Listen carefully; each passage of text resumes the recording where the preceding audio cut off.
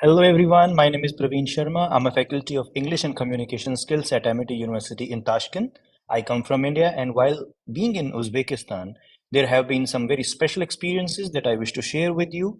And the legacy of these experiences is coming from India itself. We all teachers know that technology has done too much for us, and technology has done too much to us actually. We cannot credit the COVID lockdown in education for this because technology was always there. The CALL, that computer assisted language learning, or be TESOL also, we had been having all these things. But the time which has come now is actually giving things back to technology. I mean, it's not just about using it, it's about making a sense of it. Like, I do have a right that you should hear me, you should listen to me, but I don't have a right to force it on you that you have to take me seriously. For that thing, we have to make sense. And that's what happens in technology as well. So when we talk about these mobile applications, which are actually the dawn of the day or the owners of our life, this mobile phone, the magical device in our palm, changes everything. Right from remembering these mobile numbers, we have got lot many things that are being done by it. So let me move on to this presentation, which has been prepared, which has been presented to all of you, and this collaboration happening in the spring season under this call by Dr. Nellie. I believe we have been doing the best we can about mobile applications, and I'm presenting two apps from my side that I have been using. I'll be talking about this integral thing to teaching in the 21st century. Isn't it interesting? We are talking in the third decade of the 21st century, so this learning, which is very demanding now, is changing us. I mean, it's not just about the way we are using technology; it is about the way we are making students become part of our vision. And in this, we the teachers, I see my generation as digital immigrants, and the students are digital natives. So these natives are getting quite a good amount of good things from us. I'll be talking about these two applications. You can see on one side I've got quizzes, and it says it matters how you ask. So the way we learn matters more than what we learn. Gamification, which is an attention magnet. I'm sitting in a classroom right now. However, there are no students, but a few hours ago there were students and they were engaged they were involved with something that was what we call gamification. You play games with them because this generation is obsessed about gaming. Quizzes platform, which is quite popular now. You might have heard about Kahoot as well, or Quizlet, or other Microsoft Office based or something like. We use these quizzes. And I'll be talking about Padlet, which is a writing pad, an online collaboration tool, and asynchronous learning, which is moving beyond the classroom. Also, we'll be talking about. So first, I need to substantiate and maybe explain why do we all need to talk about teaching in this third decade of the 21st century. The first point says, I would say, big things in itself. It says learning, which is done by your students, my students, or even I become a student. It is completely autonomy based. I'm free to learn the way I want to. So that pedagogy, which wanted andragogy, needs heutagogy now, in which we design things and we set the learner free. I mean, experiential learning that we call is happening. AI, artificial intelligence, is the ringmaster now. I mean, the stick, like it is with the conductor in an orchestra, is with artificial intelligence. We do have GPT-3 with us. I mean, Chat GPT is being used by you and me. We are appreciating the use of Chat GPT in education as well. And think of GPT-4 or maybe some more things which are coming up. So the empire of technology is being led by AI now. So teachers, you and I, are being divided in two things now: non-users of technology and users of technology. There are no incompetent or competent teachers. So while we talk about computer assisted language learning, like, we need to see this thing, the teaching of English, for example, that I take as my teaching subject. You cannot bring teachers who don't know English or who know English. Every teacher knows English because it's the medium of learning for the teacher when he or she is preparing to become a teacher. But the actual thing happens is whether I am able to do justice to the language, and if I'm teaching language itself, whether I'm going to give them the competence to clear the examinations, maybe 8.5 or 9 in the IELTS or something, or I'm giving them a life skill in which they learn one language and they get to learn the second language just based on the formula which happened for the first one. So the global collaboration has become possible. That is one thing that I realized we should mention. And skills are the king makers. I mean, if I'm skilled enough, you are skilled enough, we are going to be connected together. The degrees will become secondary if someone in language learning is able to teach well. So skills will be deciding whether you are able to make a difference. And technology is the first thing these days. I'm recording it on Canva. I designed it on Canva. I'm presenting it to you through Flip. So I'm coming from one platform to another platform and using another device or this device. So technology is the first thing that you and I have to accept. I mean, we cannot fight the existence of technology. We have to make it the first one, and then we lead it. I mean, we manage it. Communication skills. Communicative competence is actually the thing that we need. Rather than teaching a language, we should make our students or learners of any age, because when we talk about call, the computer assisted learning is not for a particular age. It's for a particular region sometimes, though, but we cannot restrict it to age. That is one thing. So when we talk about mobile applications, because we are talking about accessibility, we are talking about affordability when we are taking this spring season call, and then we all are talking today. So mobile applications are about two things. Number one, am I able to adapt to technology and mobile applications? If I am, and I'm willing to, I am ready to immerse myself. I mean, bring these things, and then I say that okay, bring me mobile phones. I'll be happy whether I can afford those applications or not. So the first feature that these mobile applications have, that you and I are giving a call today, and then more seasons will be coming up in the same event. Engagement is the key. Students gaming interest, I mean, they're crazy about it. So I cannot fight with them. And I mean, I need to create a separate line which is big one, and they should come over from their obsessive gaming to my language learning gaming, which can happen on Elsa, which can happen on maybe just a voice text applications where I ask them to speak and then get it typed completely on that voice to text applications. Will they be able to use the translation applications as well? I mean, giving proper information to the machines and getting the correct output out of it is also going to be key. And as a teacher, you and I need to define what is gaming. It's not just the PUBG or some call or something. Competition is too much. So mobile phones are going to do a good thing because affordability is there, acceptance is there, and students need to be in a competition constantly. So using mobile phones for language learning will help you and me to shine as language teachers, language educators, language trainers, or facilitators, free of cost. Most of the applications, I mean, most of them that we can search are free of cost. I mean, I don't need to pay more than the price of my internet or my mobile phone's purchase. I don't take memberships. However, there are a lot many applications which are free, or a part of them is free. Collaboration is possible. You talk about Twitter, you talk about Flip, I mean, which is a good example. You talk about anything over the internet. It is possible to collaborate together. So in this call to action today, you and I as a teacher, you and I as an educator, or you and I as an expert, or to be an expert, we can collaborate. Stock quizzes are available on Quizzes and Padlet, because these two I'm taking as my cases or my usage examples. Documentation, assessment documentation, I mean to say, or I mean to say when the quiz was played, how many people played it. If I'm going to have something and I ask them to record their answers, I want them to create a video and record it as they reply. So all these things will be documented. So that is like quite a significant thing, because evidence is the key. Assessment happens in both ways. On Padlet, what happens is, if you'll search it, it's a writing pad. I mean, a student writes and the teacher can give grades. The peers can also assess stars, and all these things can happen.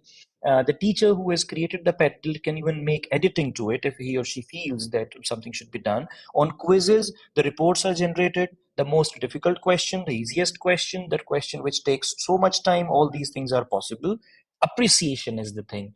I love the way the quizzes platform, the interface which is there with the teacher who's playing on the desk and the other students are playing right now. It's a synchronous one, not even asynchronous that way. So they're sitting here, I say, bring out your mobile phone, they take it out, and then I give them the key, they play the quiz, and then the results are shown on this big screen or on my screen, and then they enjoy it. So that appreciation is the key, because they can see themselves winning. The same way, more stars to a write-up by someone, or to a photo by someone, to a video by someone can be given on Padlet.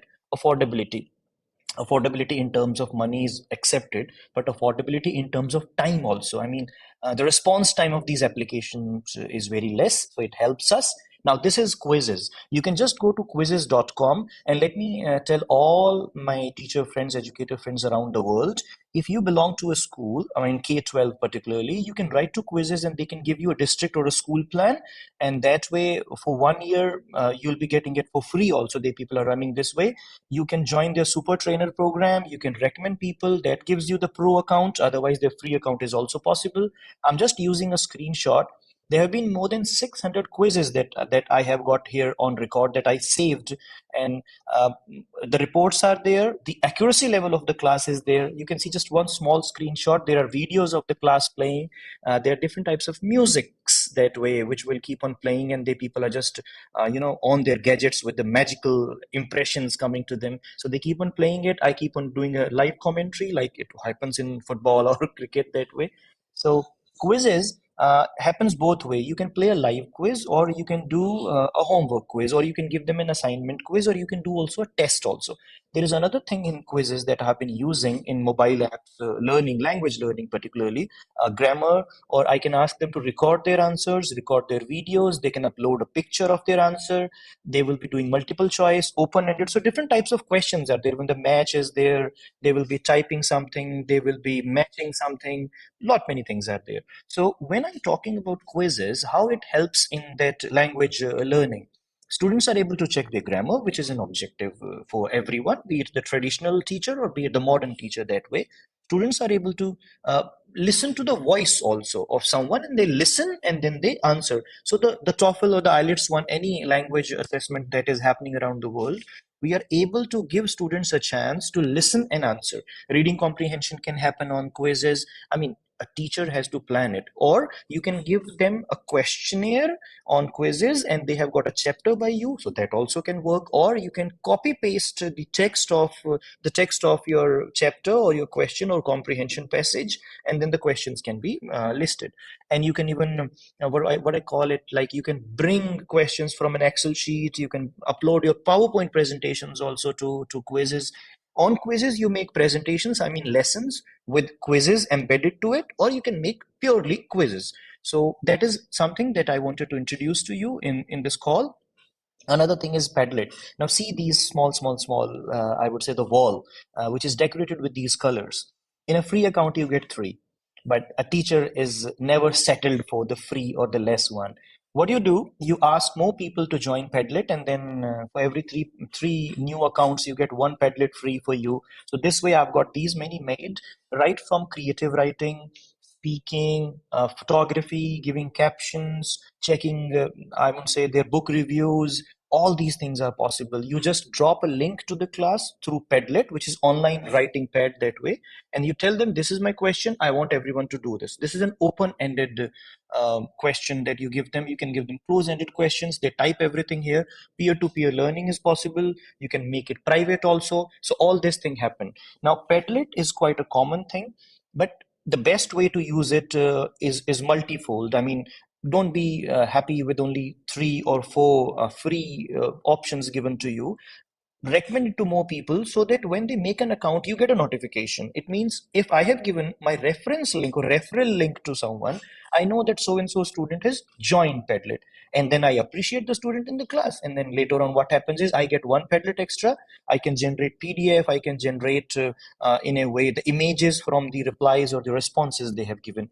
I remember organizing one thing, that it was the annual day or the anniversary of the school's foundation. I mean, foundation day of the school, Wisdom World School, Kurukshetra. So what we did there last year, that we gave separate pads or Padlet links to all the classes, all the grades, and they wrote about the school. So those records have become very precious ones. And when a speaker or a writer is alone, they can give very sincere inputs. I mean, if it is not live also, and sometimes you need it live, that's too easy. So Padlet and quizzes you should try.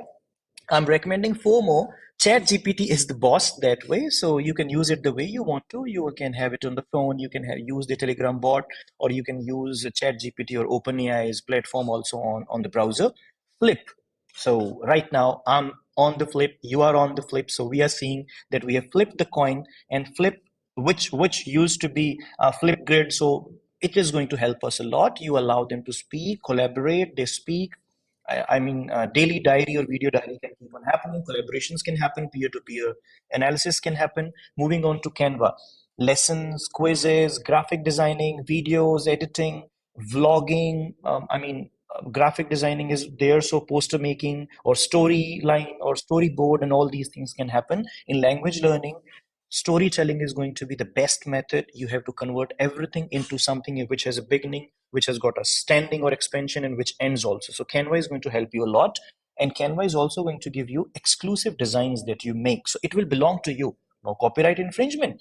And you ask them to design something, click a picture, insert in your presentations. So Canva is also going to help in language learning. And coming to this simulation one, this doesn't relate to language, but when you're teaching students, they are not always language learners. I mean, they will be doing their engineering, they'll be doing their social sciences or management. So if someone is there in your classroom, I mean, you are just teaching a language course. So if they are going to have interest or they are studying sciences, so that STEM, the science, technology, engineering, mathematics, that way. So you need to suggest this simulation application to all of them, browser or smartphone application. I will recommend the Fate smartphone application mobile app we should install and start working on the simulations, which are physics, chemistry simulations. But after all, when you provide them something, they appreciate mobile apps. Coming to Telegram now. I'm in this part of the world, the Central Asia. Telegram is used, WhatsApp is not used. So, coming to Telegram's feature, the polls that we do, I mean, you can organize a quiz. The privacy settings are, of course, there. But on Telegram, you have got the facility to organize those chat bots. I mean, so such things can also be done where you make students develop these bots. I mean, someone is from the IT background or not, doesn't matter that way. Someone has got a technology quotient or technology skill, so make them develop these bots, chat bots, and the way they will predict the questions and they will create the answers, the keywords they will have, like I am asking them flight timing, so the flight timing is inserted into the creatively written, professionally composed messages. So what happens is, if I customize my writing according to the possible questions that people are going to ask, it means I am training myself to be a very skilled content writer. So, coming up to the conclusion, we talked about CALL, the computer assisted language learning. Let me add M and replacing or asking C to move a bit away from the current world, and mobile assisted language learning. So mall, yeah, shopping mall is there. So we are going to purchase this idea, and we'll be very happy to see this thing when we get this call to action. So the tips, because this is also part of our flip event this time. So the tips for success in low technology learning environments. If a mobile phone is there, you don't need any other technology, you don't need any other thing. This device is fine. Introduce your students who are learning language with you to AI tools, not just Chat GPT. There are a lot many things of AI, be it Grammarly or be it Hemingway app. Don't forget, Hemingway app is a very good writing support system. Provide them support, encourage teacher collaboration, which is the key these days, and develop apps and content with them. If you've got some students, even if they're using some AI tool or something, you start developing more language learning applications, even just for your classroom or your school or your college or just for your group. Small applications, only you people use, that will be the key. So I conclude with call to action. What action we all need to take, what exactly is the need of the hour is, let's move on to mall, let's move on to buy this idea of mobile assisted language learning. Thank you very much. I really look forward to more presentations coming up. Good day and good luck to all of us. Thank you for this opportunity. I feel glad and wish you a good time ahead. Thank you.